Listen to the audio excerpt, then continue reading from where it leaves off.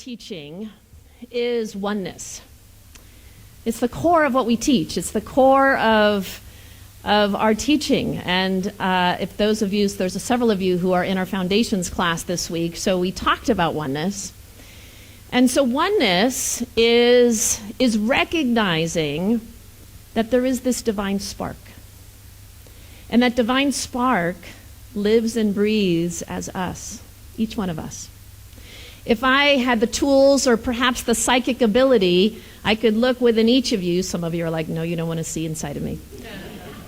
And I could see that light. I could see that spark. It would be emanating from your soul.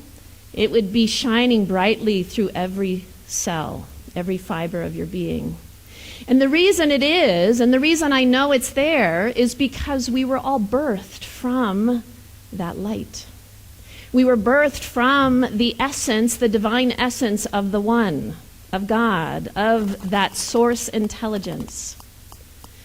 We as souls came into this life and we agreed to be that light. Did you know that? That you agreed on some level, on a soul level, to be that light in this life, to carry that light.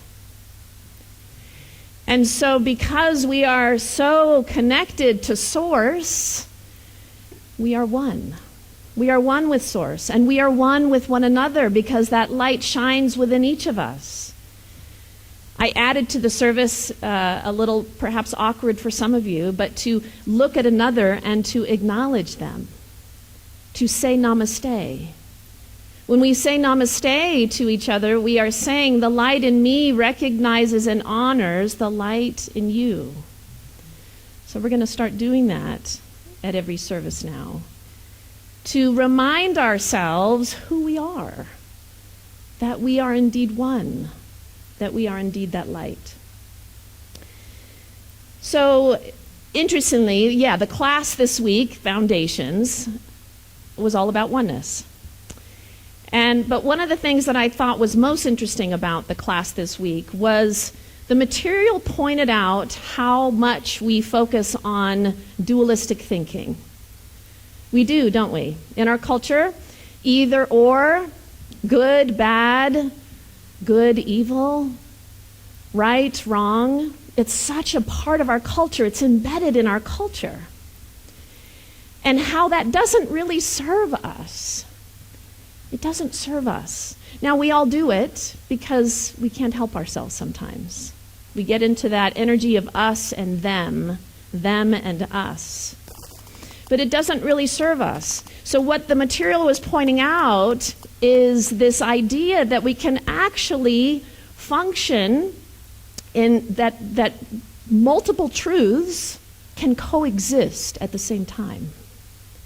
Multiple truths can coexist. So that means that we can affirm oneness all the while recognizing the lived experience of separation, the lived experience of injustice, the lived experience of division and inequality. We can actually hold both. I think that's a pretty amazing thing to think about. Do you know, in the Course in Miracles, they talk about love and fear and how they're two completely different energies. We cannot be in love and in fear at the same time. And I've even talked about this on a Sunday, because the frequency and the vibration of both are so different. But I think our spiritual understanding is expanding now. Do you feel that it's expanding? That is actually an old way of thinking. So therefore, we can be in fear, and we can also be in love. I think that's a pretty cool thing. Yeah? And I think it's needed right now. That we can actually hold two truths, that they can coexist. We need to start expanding our view of ourselves and of the world that we live in. You know, as spiritual people, I don't know, maybe it's just me, we make mistakes sometimes. Right? We can't, as much as we want to be kind all the time, as much as we want to be forgiving all the time, we just can't be. We just can't be, right? We're not always going to remember that we are one. We're not always going to remember the light that we are and the light that all others are. We're not always going to remember that. So what if we gave space for ourselves to be both human and divine? To really honor all aspects of ourselves. I think if we did that, really remembered to do that, we would have greater self-compassion and self-love, which I think all of us could use more of that too, yeah? Matt Kahn said, if one wishes to discover the true meaning of oneness, then one must go to where divinity always dwells, not in a dimension above and beyond it all, but right here, dressed up as the miracle known as you. So oneness isn't found in some greater dimension. It isn't found in some guru that is connected to some other plane of existence higher than we are. It is right here in the miracle known as each one of us. The divinity that we are can never be extinguished, ever, ever. So in early January, pardon me, I can't even believe I'm sharing this, but in early January, you know it's going to be good. I started dating. Yeah. I started dating again. So after a 2-year break, I decided that I would put myself out there on some dating sites. Spiritual Singles, it's a good one, because I'm picky. So what's fascinating about this experience is all my stuff started coming up. No surprise, right? I started noticing my expectations and my attachments and my ego desires and my fears and my insecurities, all of it started coming up. And I was only engaging with people online. So dating has been a lesson in constantly letting go, letting go, letting go, letting go. And in my quest to do this the right way and to be the best partner that I can be, I've been following different podcasts to learn all about attachment theory and how to be in spiritual partnership and all of that. You think it's my first rodeo. It really isn't, but you know, I want to do it the right way. So I came across this man by the name of Alain de Botton, this incredible, brilliant, modern day philosopher and psychotherapist. And he said this, to say on your first date, he said this, ask the person, how are you crazy? I know. Now, I know crazy is a term that can be demeaning and derogatory, and that's not what he meant. But when I heard him say that, I laughed out loud, kind of like how you did, just imagining myself asking somebody that, or someone asking me that. I don't even know what I would say. I might explain what I explained to you today, perhaps. So his point is that we all have our stuff. We are still working out our stuff. From when we were 2 or when we were 5 or when we were 10, how we were raised or what happened to us even a decade ago or even a year ago. We're still working through all of our stuff. And I think it's our nature as spiritual beings. As spiritual beings, we are harder on ourselves than anybody else because we know too much. We know so much, we think we're much harder on ourselves. Anybody relate to that? We expect ourselves, okay, this side raised their hand, nobody over here. Okay, wow. Okay, just checking. But we can be hard on ourselves. So these aspects of ourselves, they come up and we want to hide them. We don't want to share all that we are because we're afraid of not being accepted. We're afraid of not being loved. We're afraid of being judged. We're afraid that this person is not going to accept me for who I am. So this dating experience has been fascinating because it's showing me all my humanity, all my stuff. It's all coming to the surface. And actually what it's done for me is it's shown me the value of being real. And this is why I share my own stories up here, because I'm just like the rest of y'all. I'm no different. I said to one guy, we had been engaging for a while through email, and I shared some of my fears. And boy, did that take a lot of courage. And you know what surprised me? He sent me a message back, and he was actually moved to tears. And he shared that. And I was so touched that, one, he was willing to share his experience with it, but that what I shared actually touched him and moved him. And that proved to me that being real with each other, sharing our stuff. Now, I don't mean after service you're all going to sit down and share all your stuff, but I think that there's some value to that. Do you know, the spiritual journey is not to hide who we are. It's not to hide who we are. It's not to hide all of our stuff and walk around as if we have it all together. Oh, I'm this divine. I meditate every day. You know, I do all the things. Yeah, I've got it all together. You know, we're all banging around, actually doing the best that we can. So I think the spiritual journey is actually to admit that sometimes we don't know what the heck we're doing. And actually, there are times when we are terrified. Yes? Terrified of engaging with another. Terrified of what's happening in our world, what's going to happen in the Middle East, and the gas prices that just keep going up and up and up. All the things. You know, we all have parts of ourselves that we don't like very much. All of us do. But we're learning to love those parts, are we not? I think that's a journey in and of itself. We're going to spend the rest of our life till our deathbed learning how to love who we are. It's a journey.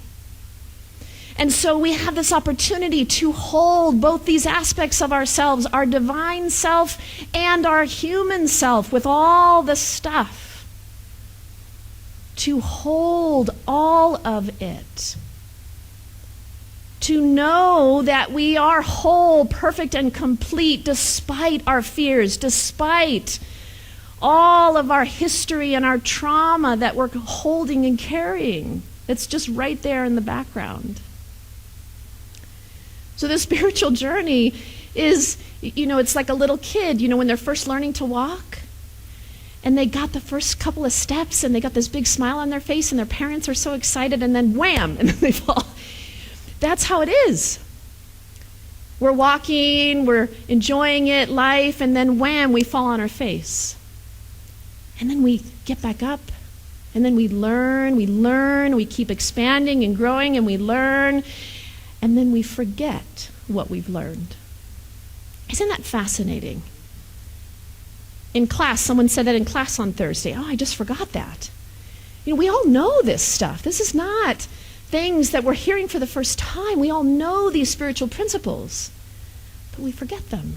And then we remember, and then we forget.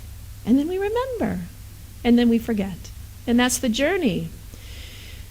So we are operating in this world of light and dark, right? The holding both the light and the darkness. And there's so much beauty in that. We need both the light and the dark. In our world and in our lives, we need both. The contrast is critical to our learning and our growth. The yin and the yang. We need both our humanness and our divinity in order to create a full and complete picture of our wholeness. And to remember that even in those moments of darkness, that oneness still exists. Our connection to our divine self, that spark of light, is still there. You know, in the class this week, it talked about how we often will look at someone and look at their consciousness or assess their consciousness. This one has a high consciousness. This person over here has a lower consciousness. I think we need to move away from that. We need to move away from assessing people in terms of their consciousness at a higher or a lower. because really there is no such thing. And what the material this week pointed out is that really what is higher or lower is simply our awareness. We are aware of our consciousness, or we're not aware. We are aware of our oneness, or we are not aware. And that fluctuates and changes depending on what's going on in our life, right? Depending on perhaps the spiritual books or classes or centers that we are a part of, the work that we've done. But our interconnectedness is constant with every person, every being. Regardless of our individual awareness, regardless of our behavior, we are all the same. We are all equal. Oneness exists across the board for all of us. Now, we may forget from time to time, but every time we remember, every single time that we remember that we are one, that the light that I am seeing in this person is in me, and the light that I recognize in me is over there, we ground it in even more. Ernest Holmes, our founder, said, we are to view ourselves, we are to view ourselves each in the other and behold God in all. Behold God in all. That's the practice. To behold the divine in all, to behold the light that is in all. What a beautiful practice. What a beautiful way to live our life. So living the truth of oneness is actually very simple because it's about love. It's about love. Do you know those moments when you feel that love in your heart, whether it's with your beloved, whether it's with a pet, a sunset, a creative project that you are just immersed in? You know those moments when your heart, you can feel it. That's oneness. That's oneness. You are one with that being. You are one with that sunset. You are one with that creative project, whatever it is. That's it. It's about love. It's as simple as that. Last week, your assignment, the assignment that I gave you, was to practice recognizing the divine in all things. To see it in all things, in a tree, in a plant, in a person, in a chair. To see it everywhere. I also asked you to practice recognizing and knowing your oneness with all things. And to feel that. I won't put you on the spot and ask who actually did it. You can do it this week if you didn't do it last week. But to practice that. And so this week, what I'm going to ask you to do is to actually look for oneness in the darkness. To recognize it, to look for it in what's happening in the Middle East. To look for it in your own home.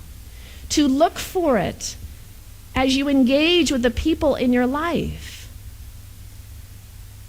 To practice holding both the darkness and the light.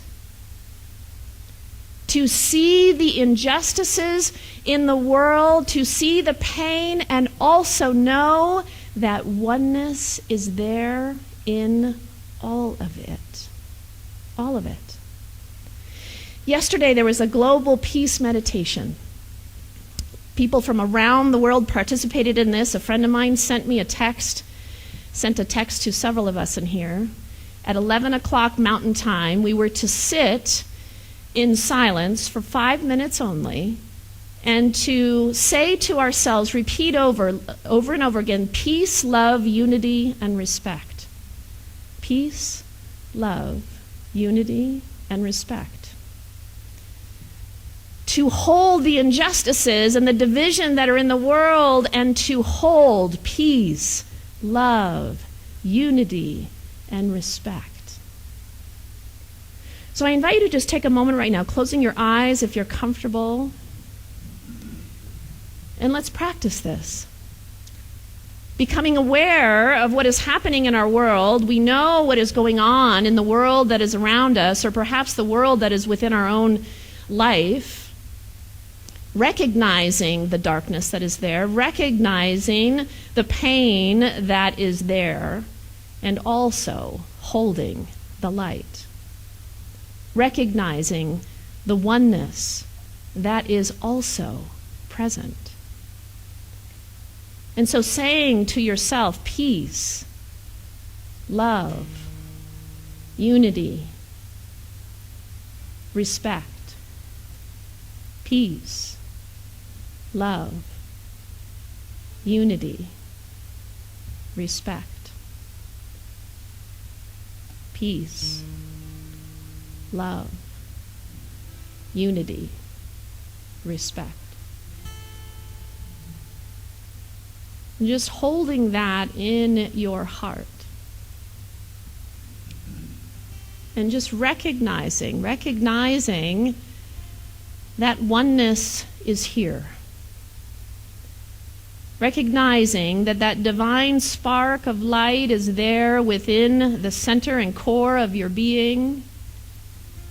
It is found in this moment. It is found in your very breath.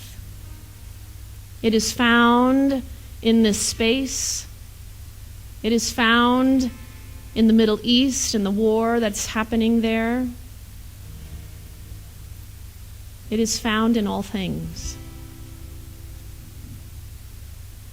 And so right now in our heart, we affirm and know oneness. We affirm and know love. We affirm and know unity, respect. In this moment, we hold both. We hold both the darkness and the light.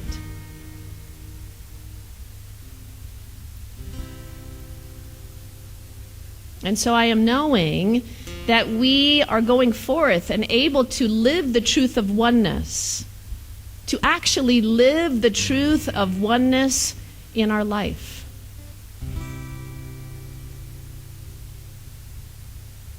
That as we leave here today, that we are able to live it, to be it. That no matter what we may be facing, no matter what may be coming up for us at this time in our life, that we are able to live oneness. The truth of oneness, which has space for all things. All things. And so taking a deep breath.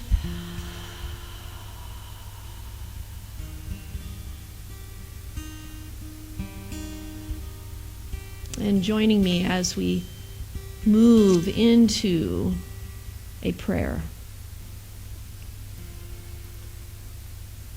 And so in this moment, in this sacred moment in time, I recognize that there is one life. That there is one presence, there is one power, known by many names. And this light and this presence and this power, that it is found in all things. It is found in the trees that are beginning to bloom. It is found in the animals that roam our land. It is found within this building. It is found within the chairs that we are seated in. It is found in the ground beneath us. It is found in the furthest of stars and in the smallest grains of sand on the beach. And I know that right here, right now, that we are one with this presence, for we can never, ever be separated from it. That light and that love and that presence of spirit is who we are. We each are an individualized expression of the one. And so in this moment, I am knowing that each of us are feeling that light within the center of our being, feeling that light that is all around us, feeling that light as it flows in and through and around and for each person here. We are one. We are forever connected. because that divine spark of light lives within all of us. And so I affirm and know that as we walk and move through our life, that we are able to acknowledge the energy of both and. Both the energy of fear and the energy of love. Both the energy of oneness and the energy of separation. And as we are able to practice this in our life, we are then able to expand our spiritual understanding. We are able to expand it.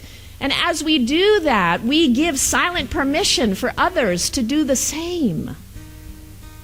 That spiritual understanding, as it resonates within our being, it goes out and it touches, and it supports, and it uplifts all. And so just see that in your mind's eye. See that and know that happening right here, right now. It is starting in this very moment. Simply with our awareness and simply with our intention.